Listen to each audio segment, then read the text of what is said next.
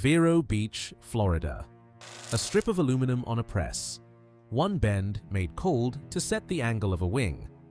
That bend took a few seconds, and Piper made spars that way for decades. In September of 2024, the Federal Aviation Administration wrote a sentence about it into the Federal Register. The cold bending of the spar, the agency said, is a significant contributing factor in the cracking that tore a wing off an airplane over Daytona Beach and killed 2 people. More than 21,000 low-wing Pipers were built with that bend inside them. Piper does not make spars that way anymore. Nobody will tell you whether the one you would have to buy is a new one. If you own one of these airplanes, have you ever tried to find out what a replacement part was actually made of? Tell me what you got back. This is what Sky Ranch digs into.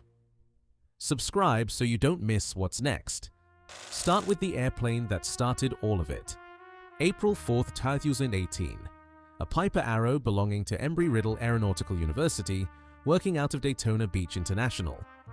On board were a designated pilot examiner with 27,600 hours and a 25-year-old applicant with 218, flying a commercial check ride. The left wing came off. Both men died. The airframe had 7,290.6 hours on it. When investigators laid the wreckage out, they found fatigue fracture across more than 90% of the cross-section of the left wing's lower spar cap.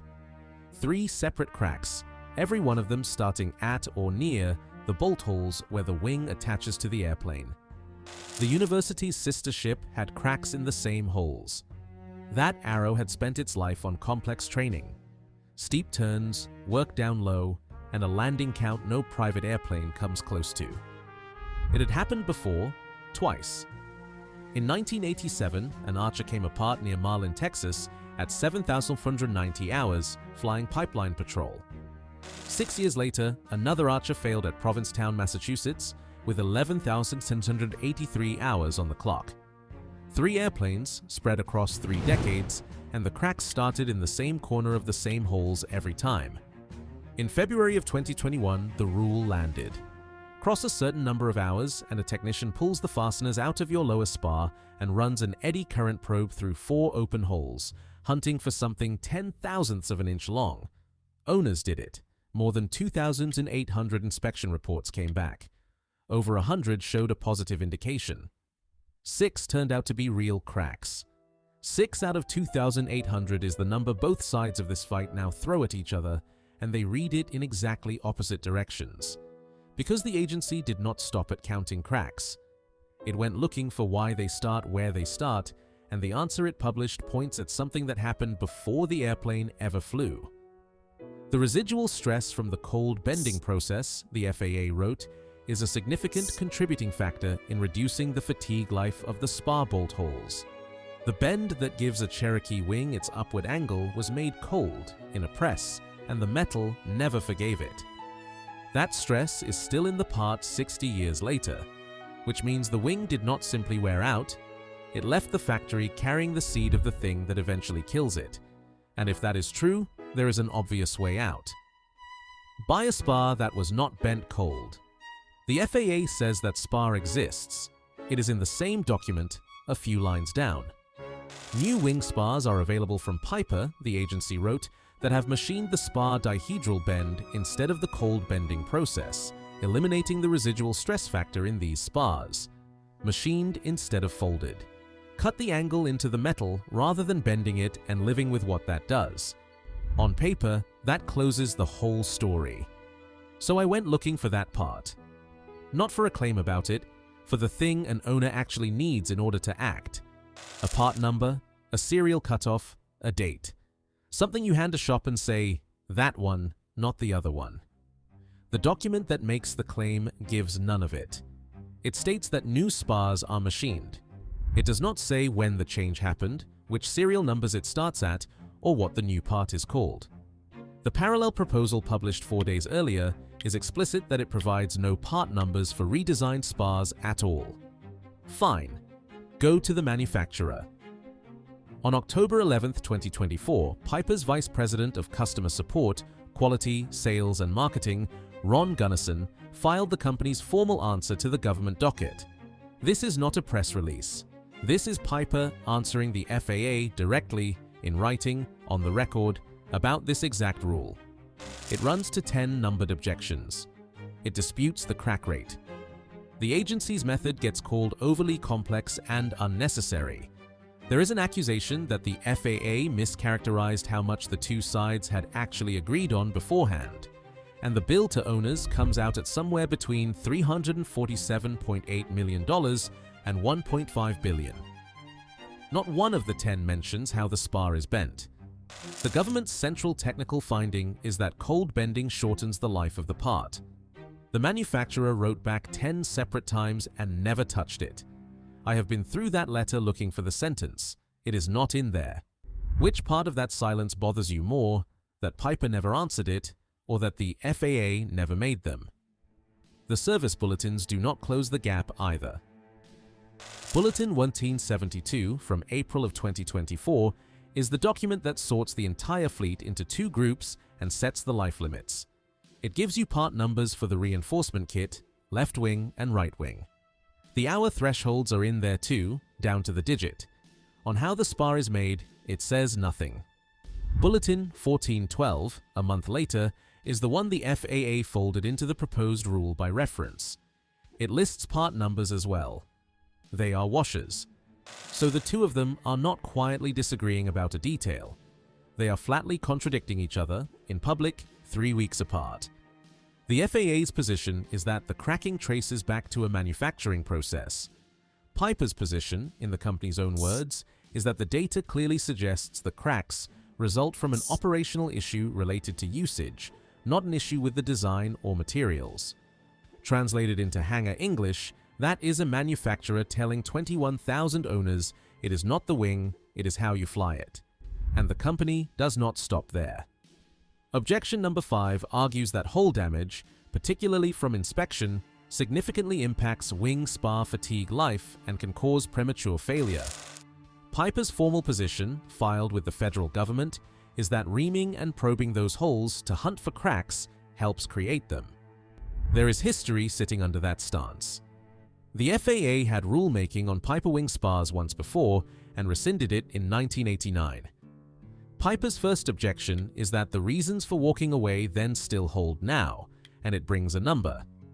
The crack rate across the fleet today is 0.194% against 0.537% back in 1989.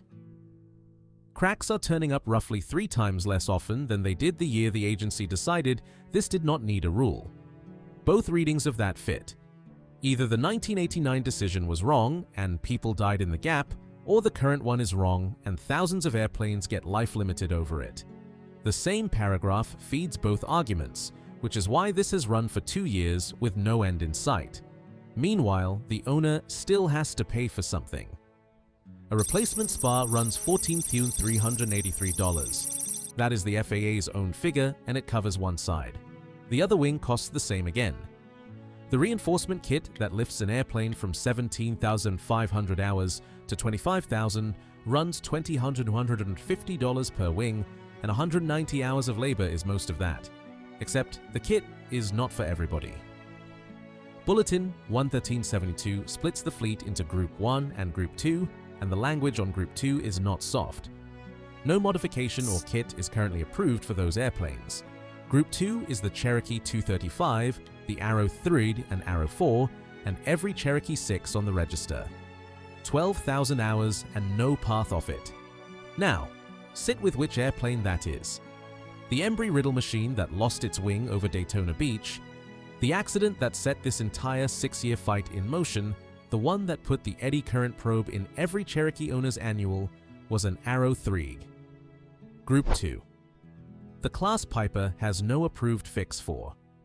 The airplane whose failure wrote the rule cannot be modified to comply with it, so a Group 2 owner has exactly one legal move when a crack turns up: replace the spar. And the FAA quietly made that move cheaper in a way almost nobody has followed through to the end. When the 2020 rule was being drafted, owners pushed back hard on the requirement that a replacement spar be new. The agency listened. It agreed that a used spar which passes eddy current inspection may be installed instead. That reads like a win. It is the one piece of cost relief in this entire rule that cost nobody anything to grant, and owners argued for it. Now put it next to the finding. Every used Spar in existence was made the old way. There is no warehouse of pre-owned machined Spars, because machined Spars only started existing after the process changed. A used Spar, by definition, was folded cold in a press decades ago, and it carries the residual stress the agency named as a significant contributing factor.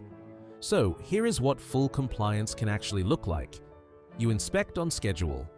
You find the crack, you ground the airplane, pay a shop, pull the wing, fit a used Spar that passed its eddy current, sign the logbook, and fly away entirely legal. And the wing you are now flying under was made by the exact process the government says shortens the life of the part. You did everything right, and you complied your way back to the starting line. Your logbook says the directive is satisfied, and your annual signs off, and the hour clock on that Spar starts again from zero, on a part that was already decades old the day it went in.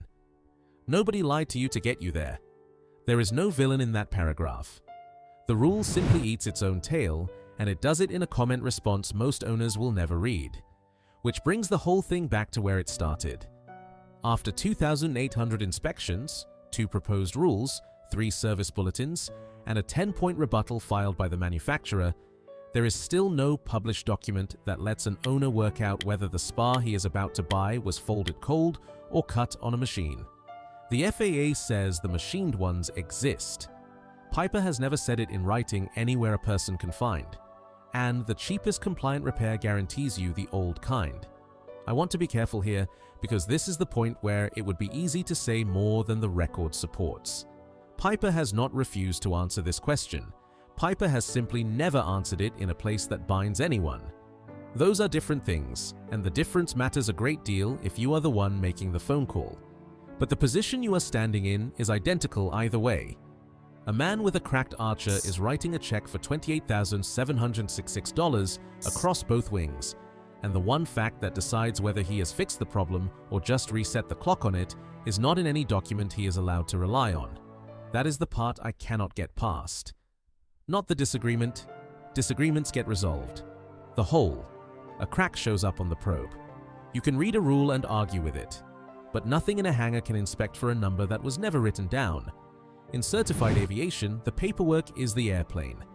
A part is what its paperwork says it is, and a fact nobody wrote down does not exist for the man who needs it. That is not a loophole in the system. That is the system working exactly as designed, and it is why one missing sentence is not a small thing.